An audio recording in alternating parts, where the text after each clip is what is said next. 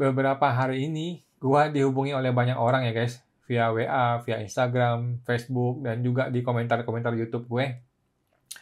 Ada banyak wajib pajak orang pribadi ya sedang merasa tertekan oleh petugas pajak gitu. Jadi seperti dipaksa atau ditekan atau diancam.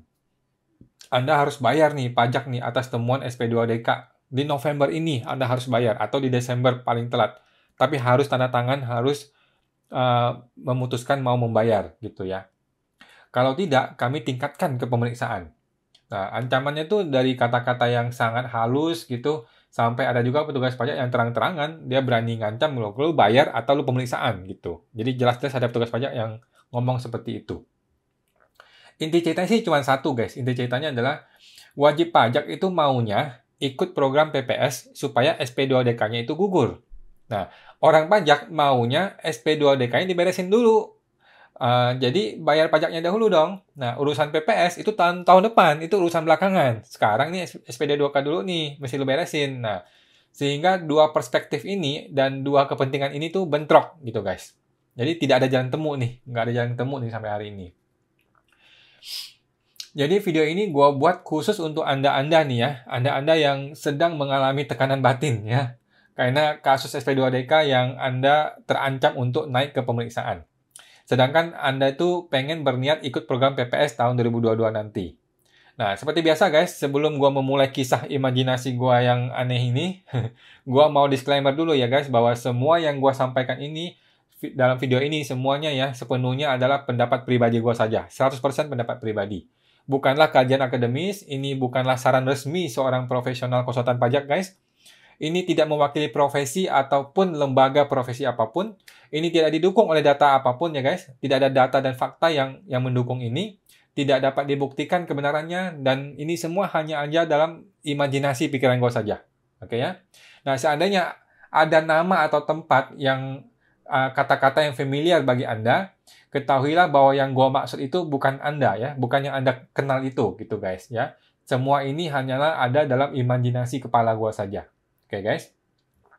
Pertama-tama gue pengen warning dulu kepada teman-teman ya, kepada Anda semua, bahwa kenapa Anda sampai ketemu saya di video ini, di YouTube ini gitu ya.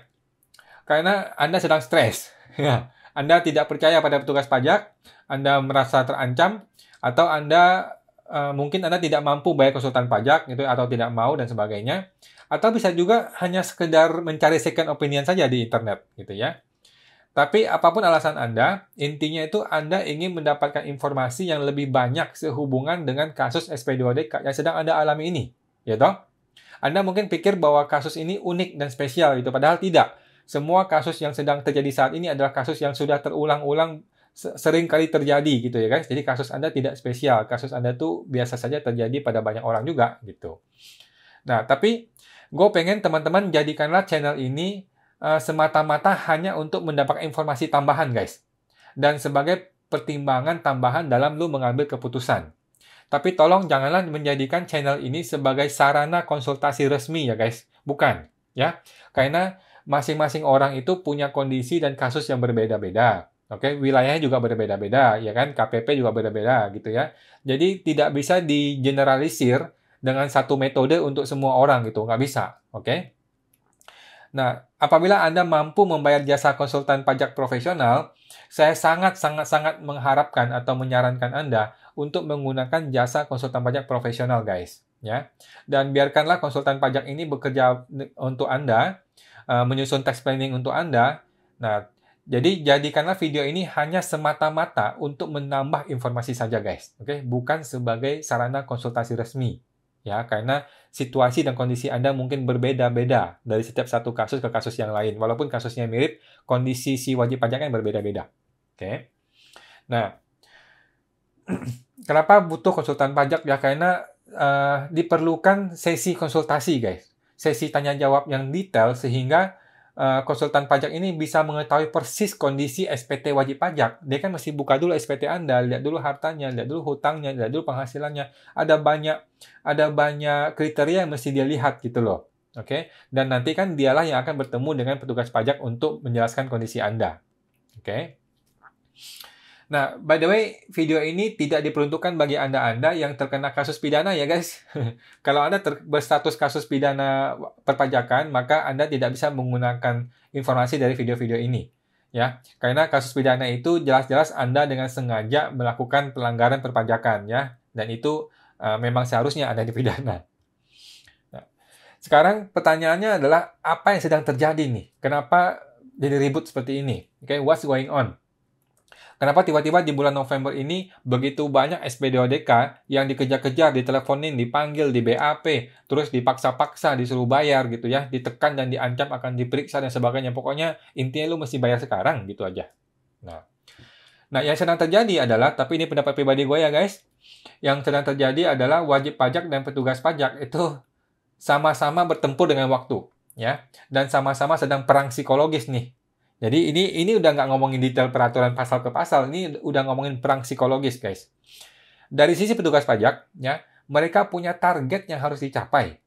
Ini bukan target sales loh, ini target penerimaan negara, guys. Ini penting sekali. Negara itu bisa hidup karena ada pendapatan pajak, ya kan?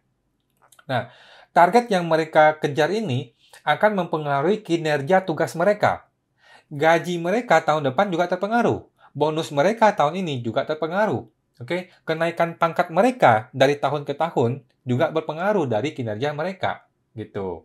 Nah, dan satu hal lagi, mereka tuh punya data yang jelas-jelas konkret, ya. Kebanyakan SPD-ODK sekarang itu sudah menggunakan data konkret, ya, bahwa Anda tuh bersalah. Oke, wajib pajak itu bersalah dan seharusnya membayar pajak sekian-sekian gitu, sesuai dengan data temuannya. Dan mereka juga tahu bahwa jika Anda sampai berhasil lolos dari SPD-ODK ini dan berhasil menembus pagar 2021 hingga Anda bisa ikut program PPS 2022, maka habislah SPD-ODK ini. Oke, selesailah kasus ini. Nah, dan mereka tidak akan bisa mendapatkan Rp1 pun dari SPD-ODK kasus Anda ini, gitu.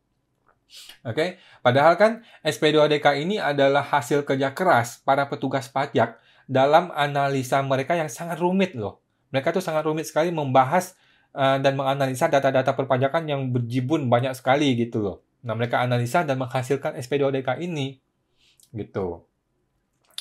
Nah, terus khusus untuk tahun 2016, orang pajak sangat sadar bahwa SPD-ODK ini akan segera gugur dengan sendirinya apabila sampai lewat tanggal 1 Januari 2022 masih belum ada keputusan gitu ya. Karena kan masa kadaluarsa pajak itu adalah 5 tahun ya. Jadi khusus 2016 mereka pasti kejar di tahun ini karena akan kadaluarsa tahun depan. Jadi ini juga ada tekanan dari atasannya, dari diri dia sendiri juga ada tekanan gitu. Dari koleganya juga iya, bahwa semua kasus 2016 itu harus segera diselesaikan tahun ini. Dan itu sudah sesuai peraturan guys, itu sesuai peraturan dan sesuai dengan profesionalisme kerja mereka. Ya. Nah, cilakanya tidak ada petunjuk teknis dari kantor pusat ataupun dari menteri. Apa yang harus mereka lakukan nih terhadap SPD-ODK ini. Nah, SPD-ODK ini kan sudah terlanjur diterbitkan. Datanya sudah jelas, pajaknya jelas gitu ya. Sedangkan para wajib pajak itu ngomel-ngomel nih minta ditunda untuk ikut program PPS. Nah, tidak ada petunjuk yang jelas dari pusat. Mau ngapain nih kita? Bolehkah dikasih kesempatan untuk wajib pajak ikut program PPS? Ataukah harus dipaksa bayar sekarang? Kalau boleh dikasih kesempatan ikut PPS, apa saja kriteria orang yang boleh dan tidak boleh dikasih kesempatan ke PPS 2022? Nah, karena tidak adanya aturan atau petunjuk yang jelas inilah, maka setiap KPP memutuskan sendiri-sendiri. Nah, ini jadi ribut, guys. Oke, mereka memutuskan masing-masing bagaimana cara kerjanya. Nah, ini paling cilaka, guys. Tidak ada SOP yang jelas dari kantor pusat. Ini yang paling cilaka sekarang ini. Anda harus paham ya guys, bahwa petugas pajak itu tidaklah membenci Anda ya. Tidak ada petugas pajak yang membenci Anda. Dia sedang mengerjakan tugas dia sebagai petugas pajak secara profesional. Dia digaji sangat mahal oleh negara untuk melakukan apa yang sedang dia lakukan sekarang ini. Gitu. Ini bukanlah urusan personal, oke? It's not personal. Oke guys? Jadi Anda jangan membenci si personal manusianya. Anda jangan gara-gara dia ngomong kasar terus Anda kesel, Anda benci kepada si orang pribadinya. Jangan, gitu ya. Anda jangan terbawa emosi karena merasa tertekan oleh si personal manusianya. Pahami bahwa ini hanyalah pekerjaan yang memang seharusnya mereka kerjakan, ya. Jadi Anda paham ya guys, kondisi yang sedang terjadi di kantor pajak saat ini. Sekarang dari sisi si wajib pajak, Anda harus paham beberapa hal ini guys. Yang pertama, Anda harus paham posisi Anda. Bahwa Anda ini adalah pelakunya. Oke, lu ini adalah pelakunya, lu adalah orang yang salah. Oke, wajib pajak adalah orang yang salah. Anda adalah orang yang lalai dalam melakukan kewajiban perpajakan Anda. Jangan sampai Anda merasa paling benar, sedangkan petugas pajaknya yang jahat. Ya, no. Ya, Anda adalah pelakunya. Anda harus paham bahwa Anda adalah pelaku dari tindak pelanggaran perpajakannya. Ya, tapi Anda juga harus paham bahwa orang yang bersalah bukan berarti boleh ditindak dengan sewenang-wenang, ya toh? Pencuri ayam harus dihukum sesuai dengan pasal pencurian. Tidak boleh dipukulin di tengah jalan. Iya kan? Nggak boleh disewenang-wenang, dikerjain orang. Nggak boleh. Ya. Begitu juga Anda. Atas kesalahan-kesalahan Anda harus menerima konsekuensi hukuman perpajakan sesuai dengan peraturan. Gitu. Bukannya Anda berpikir bahwa gua nggak mau bayar. Apapun ceritanya gua nggak mau bayar. Karena negara ini sudah jahat. Negara ini brengsek dan sebagainya. Nggak boleh begitu, guys. Ya, no, salah itu, guys ya. Mindset yang benar adalah gua mau bayar. Itu mindset, guys. Mindset gua mau bayar. Gua mau ikutin peraturan, gitu loh. Itu mindset yang benar, guys, ya. Itu mindset yang harus Anda miliki. Sehingga kalau Anda sudah punya mindset itu, lu tidak merasa bersalah ataupun berdosa, gitu loh. Oke? Dulu memang saya salah, gitu. Anda punya mindset, dulu memang saya salah waktu membuat laporan perpajakan. Karena saya tidak punya konsultan pajak. Orang pajak juga nggak pernah ngajarin gua kok cara bikin SPT dan sebagainya. Tapi kan sekarang saya mau bertanggung jawab nih. Tanggung jawabnya itu bisa dengan berbagai cara, guys. Ya kan? Seperti pembetulan SPT, bayar pajak, atau ikut program PPS. Itu kan peraturan. Program PPS peraturan bukan? Ya kan? Peraturan. Nah, tentu saja gua sebagai wajib pajak pengen memilih cara yang paling murah untuk diri saya. Masuk akal kan, guys? Ini argumen ini? Gitu. Nah, kemudian Anda perlu paham bahwa satu hal ini ya, pemeriksaan adalah sepenuhnya merupakan diskresi dari Kanwil dan KPP, tempat Anda terdaftar. Jadi kalau Anda nanti suatu hari betul-betul diperiksa nih ya, tidak ada peraturan yang dilanggar. Nah, itu yang harus Anda clearkan gitu ya. Kalau Anda diperiksa, tidak ada peraturan yang dilanggar. Oke?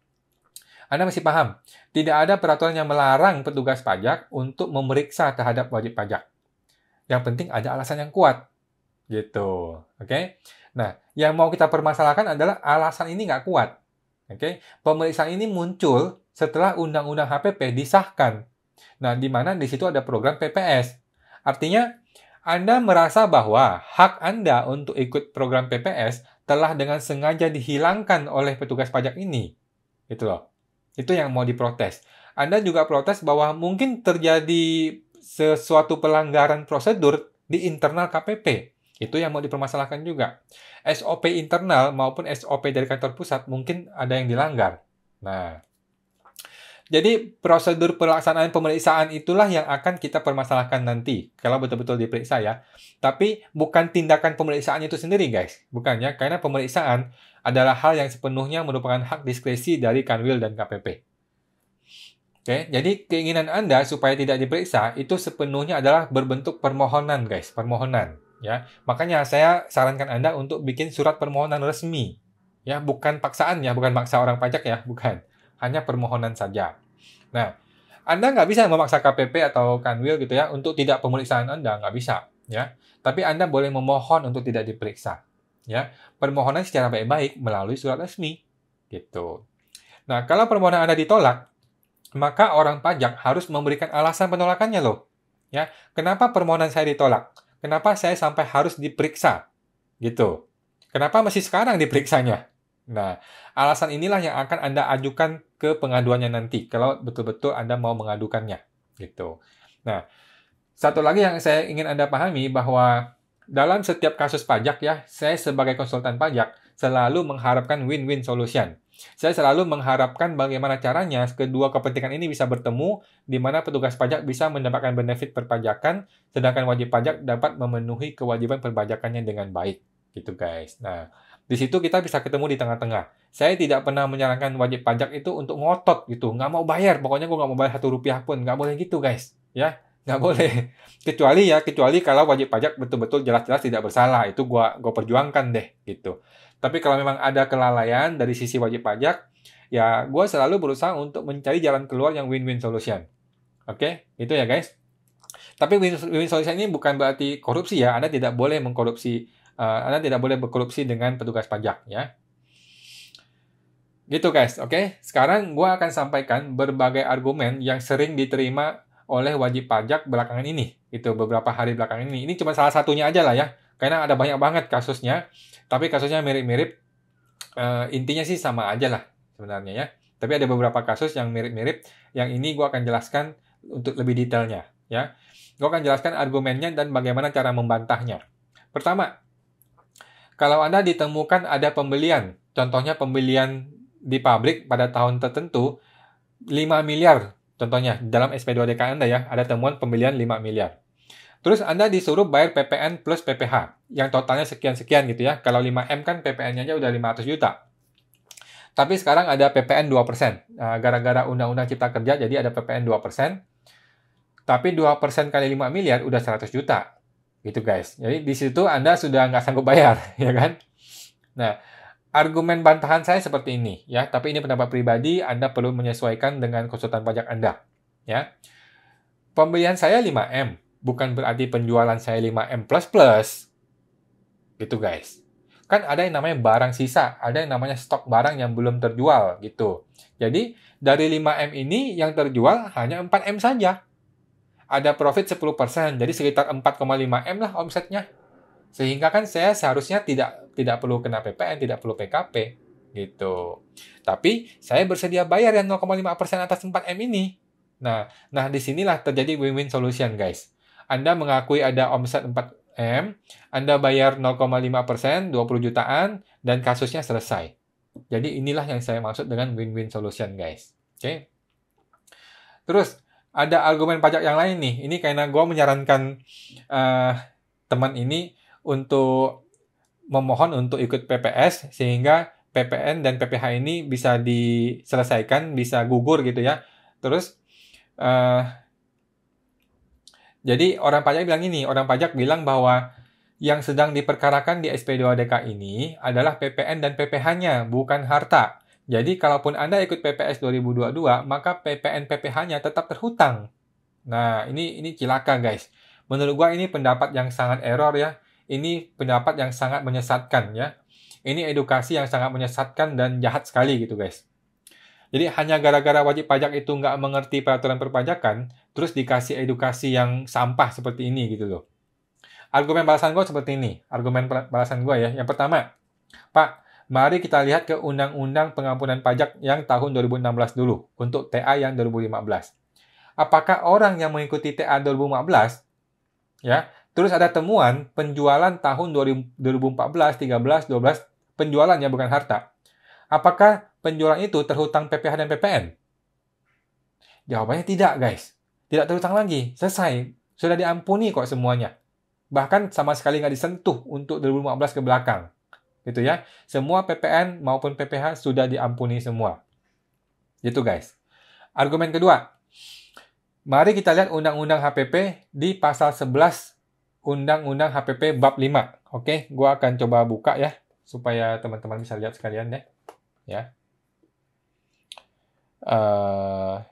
Baca nggak ya? Pasal 11 Undang-Undang HPP bab 5. Ini bab 5 kan tentang program pengungkapan sukarela. Ya. Kita lihat pasal 11-nya. Pasal 11. Kita lihat pasal 11. Nih. Terhadap wajib pajak orang pribadi yang telah memperoleh surat keterangan berlaku ketentuan, ya, tidak diterbitkan ketetapan pajak atas kewajiban perpajakan untuk tahun 2016, 17, 18, 19, kecuali ditemukan data dan atau informasi lain mengenai harta sebagaimana dimaksud, gitu ya. Yang belum diungkapkan. Oke? Jadi kalau ditemukan harta yang belum diungkapkan baru jadi masalah. Tapi kalau ditemukan penjualan nggak ada hubungan, ditemukan pembelian nggak ada hubungan. Gitu ya, paham ya teman-teman? Gitu. Nah, apa yang dimaksud dengan tidak diterbitkan ketetapan pajak? Nah, di huruf B-nya dijelaskan tuh. Di huruf B dijelaskan. Ini kurang gede kayaknya. Nah, di huruf B-nya dijelaskan. Kewajiban perpajakan sebagaimana dimaksud dalam huruf A meliputi pajak penghasilan orang pribadi, pajak penghasilan atas pemotongan dan atau pemungutan, dan pajak pertambahan nilai, kecuali atas pajak yang sudah dipotong atau dipungut tetapi tidak disetorkan. Oke, paham ya guys? PPh orang pribadi, PPh output, dan PPN itu tidak diterbitkan ketetapan pajak. Artinya tidak diperiksa dan tidak ditagihkan dendanya lagi. Nah, jadi di sini sudah clear ya guys. Mudah-mudahan gue tidak salah persepsi ya. Kalau gue salah, tolong teman-teman bisa koreksi ya. Tapi jelas-jelas di sini dikatakan PPN, PPh semua tidak diterbitkan SKP sama sekali.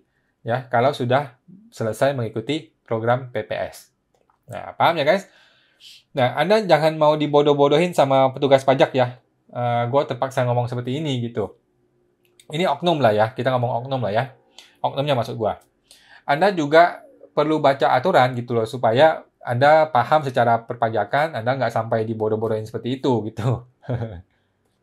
Oke. Yang terakhir. Jadi pokoknya argumen apapun dari petugas pajak yang aneh-aneh nih, yang nggak masuk logika dan sebagainya ini, Anda bilang aja bahwa, Pak, ini kan Undang-Undang HPP sudah terbit nih tanggal 29 Oktober 2021. Sampai hari ini PMK penjelasan teknisnya, Pak, belum turun. Oleh karena itu, saya mohon kepada Bapak, mari kita bersama-sama menunggu PMK penjelasan Undang-Undang HPP ini terbit. Oke, terutama mengenai program PPS 2022. Sehingga kita sama-sama bisa memutuskan nanti, Pak, bagaimana melanjutkan proses SP2DK saya ini. Gitu. Jadi mohon Bapak untuk tidak terburu-buru melakukan pemeriksaan, karena dengan pemeriksaan itu maka hilanglah hak saya untuk mengikuti program PPS yang sudah dibuat oleh pemerintah sebagai fasilitas untuk warga negara. Gitu guys. Oke ya guys, paham ya? Peraturan HPP itu, Undang-Undang HPP dibikin oleh pemerintah, bukan dibikin oleh rakyat ya, dibikin oleh pemerintah untuk rakyat. Jadi itu hak Anda untuk memanfaatkan program itu. Oke? Nah, di sini gue udah bikin sebuah surat ya, surat tanggapan SP2DK. Surat ini gue bikin standar, teman-teman bisa download, tapi ini perlu Anda konsultasikan dengan konsultan pajak Anda, dan Anda mungkin perlu mengedit sesuai dengan kebutuhan Anda dan kondisi Anda. Ya. Tapi ini supaya bisa membantu aja teman-teman, siapa tahu bisa bermanfaat buat Anda sebagai acuan untuk membalas SP2DK. Saya sarankan gunakanlah surat resmi untuk membalas SP2DK karena ini sudah jalan buntu guys. Sekarang masalahnya cuma satu, Anda mau bayar apa enggak? Kalau Anda mau bayar, selesai. Kalau lu nggak mau bayar, nggak usah debat. Oke, nggak usah debat, gunakan surat resmi seperti ini. Oke? Nah, suratnya seperti ini guys. By the way ya, this is not a professional advice ya guys. Ini bukanlah sebuah saran profesional bagi Anda. Ya, ini hanyalah contoh saja, informasi saja sebagai bahan pertimbangan Anda ya. Jangan sampai gua nanti dituntut orang gara-gara kasih surat seperti ini. Ya, ini cuma contoh saja, ini bukan professional advice dan Anda perlu berkonsultasi dengan konsultan pajak Anda. Ya. Contoh surat balasan atas S berapa bla bla bla kepada yang terhormat Kepala KPP Jalan apa, Jakarta atau di mana. Saya yang bertantangan di bawah ini, nama wajib pajak, NPWP sekian, alamat sekian. Mengucapkan terima kasih atas surat permintaan SP2DK yang telah diberikan. Berikut ini saya sampaikan penjelasan sebagai berikut, gitu ya guys. Nah ini dijelaskan nih ya guys. Setelah terbitnya Undang-Undang HPP tanggal 29 Oktober, di mana di dalamnya termasuk program pengungkapan sukarela wajib pajak, maka melalui surat ini saya memohon Kepala KPP mengizinkan dan memberikan kesempatan kepada saya untuk mengikuti program pengungkapan sukarela. Bukan pengampunan ya guys, sorry.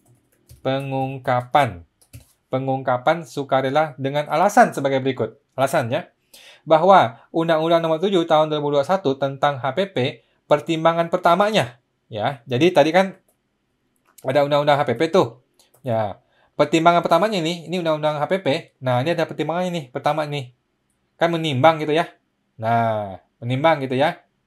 Bahwa untuk mewujudkan masyarakat Indonesia yang adil, makmur dan sejahtera berdasarkan Pancasila dan Undang-Undang Negara Republik Indonesia yang menjunjung tinggi hak dan kewajiban warga negara dan penduduk Indonesia perlu menempatkan perpajakan sebagai salah satu perwujudan kewajiban kenegaraan dalam upaya peningkatan kesejahteraan, keadilan, dan pembangunan sosial. Oke guys, jadi pertimbangan pertama itu adalah pertimbangan keadilan.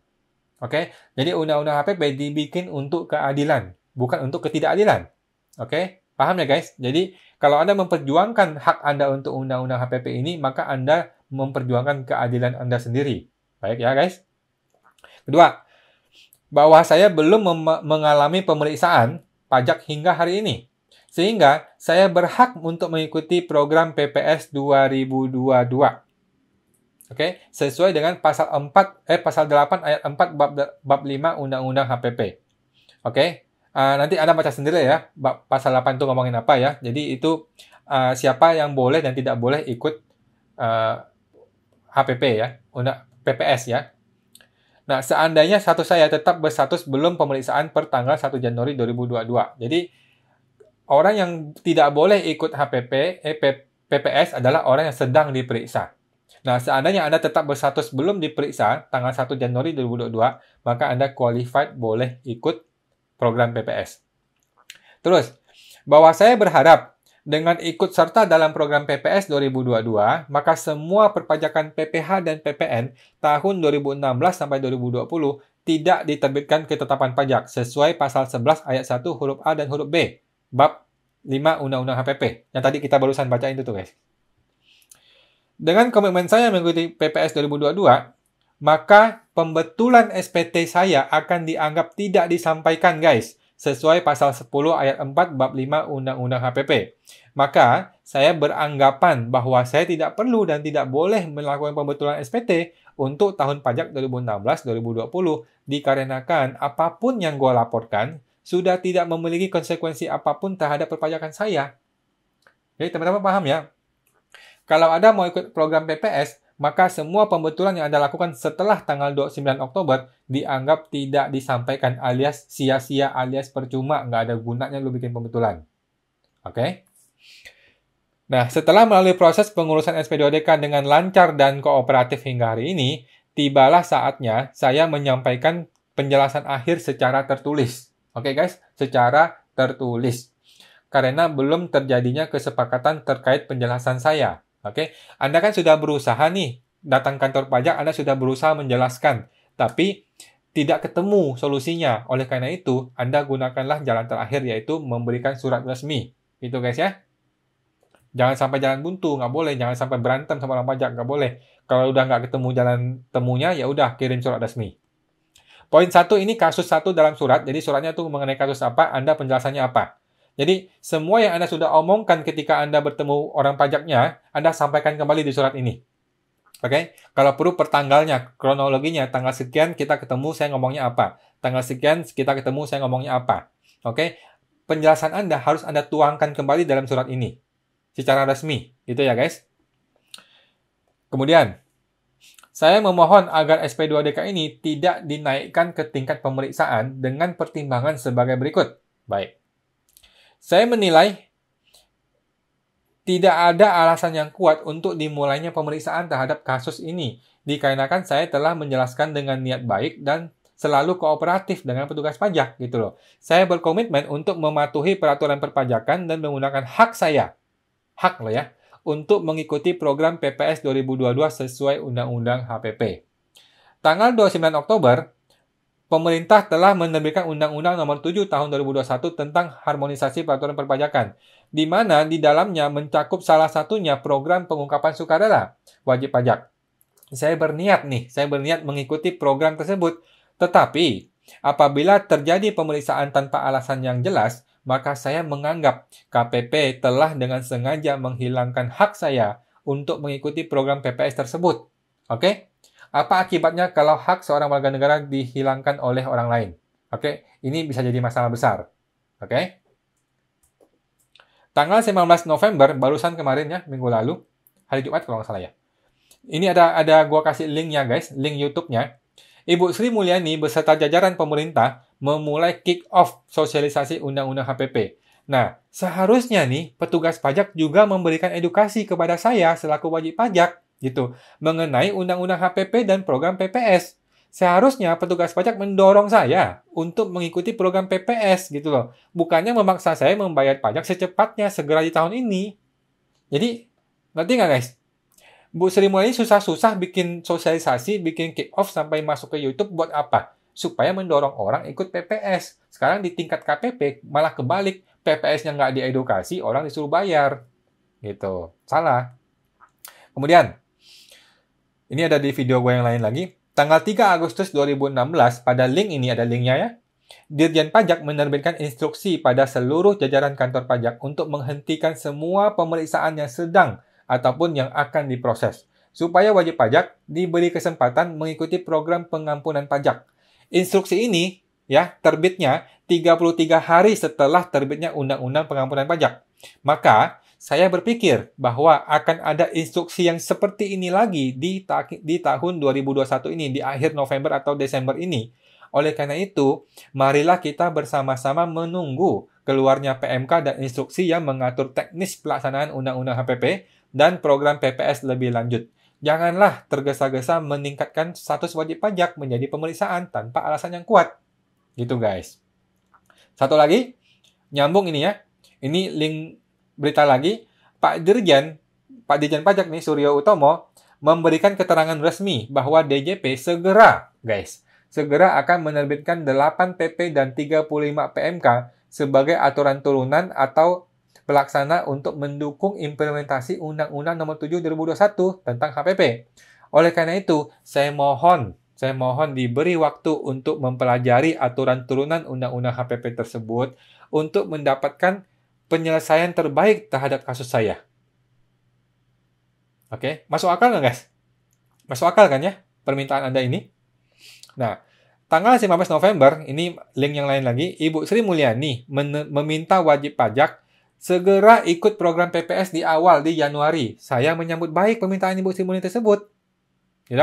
Segera saya akan menyiapkan data-data yang diperlukan untuk mengikuti program PPS lebih awal. Tetapi, jika terjadi pemeriksaan nih ya, maka saya tidak dapat memenuhi permintaan dari Ibu Menteri Keuangan tersebut. Dikarenakan keputusan Menteri yang keputusan sepihak pemeriksaan dari KPP gitu loh. Oke, lanjut. Apabila KPP tetap meningkatkan kepemeriksaan lebih lanjut, padahal Undang-Undang HPP sudah diterbitkan nih ya, maka saya menganggap, itu sebagai tindakan melawan niat baik Ibu Sri Mulyani dan Bapak Presiden Jokowi dalam rangka memberikan kesempatan wajib pajak mengikuti program PPS. Masuk akal nggak guys?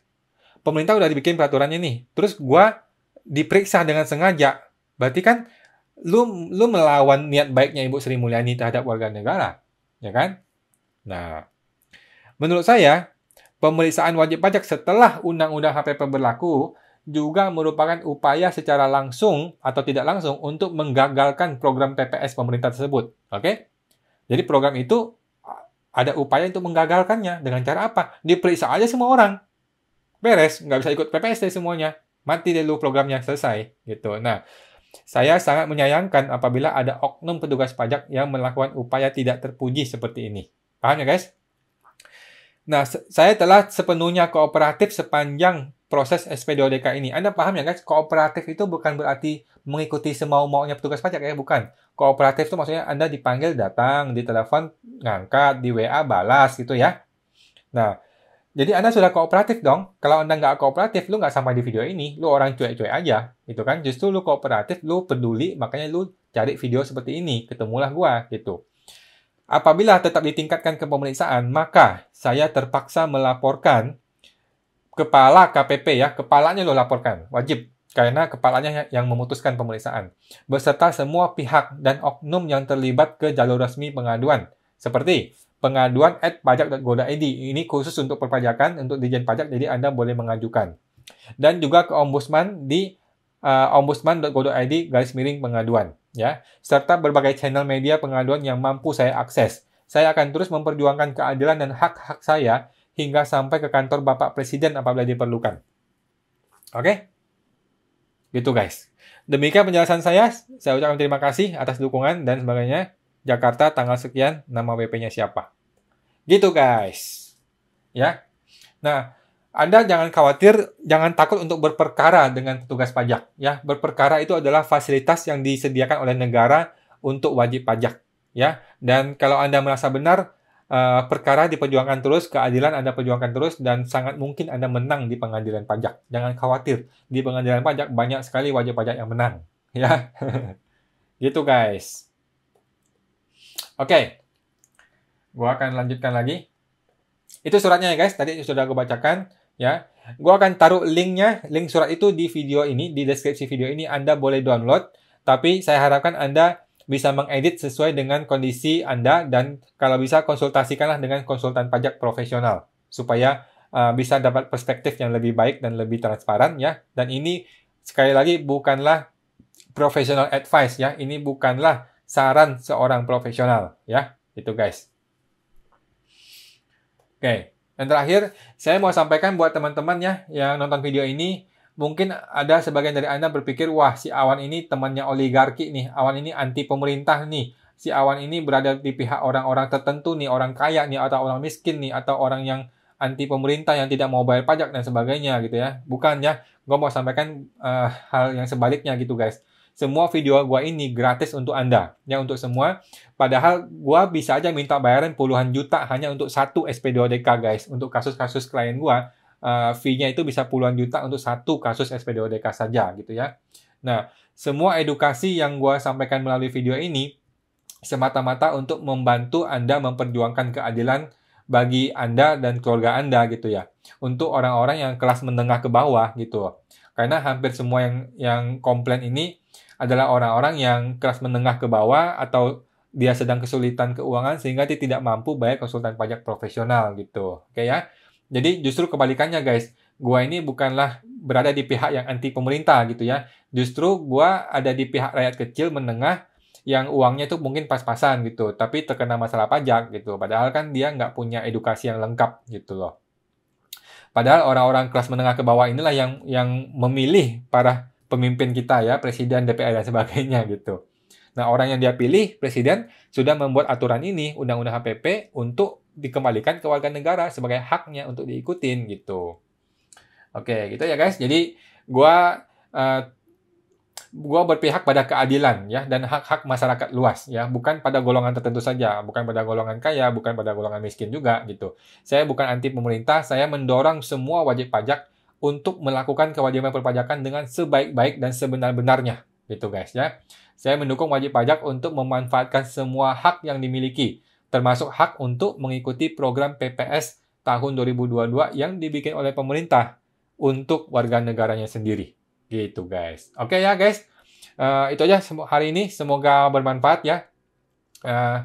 Kalau Anda mau tanya-tanya mengenai tax amnesty, Anda boleh tanya ke saya langsung di www.ta2022.com ya. www.ta2022.com. Di situ kita bisa diskusi secara langsung. Tapi itu bukanlah sarana resmi konsultan pajak gitu guys ya. Itu hanyalah diskusi santai saja antara Anda dan saya gitu. Dalam rangka gue juga membantu untuk DJP untuk mengedukasi masyarakat gitu ya. Oke, terima kasih guys. Sampai jumpa.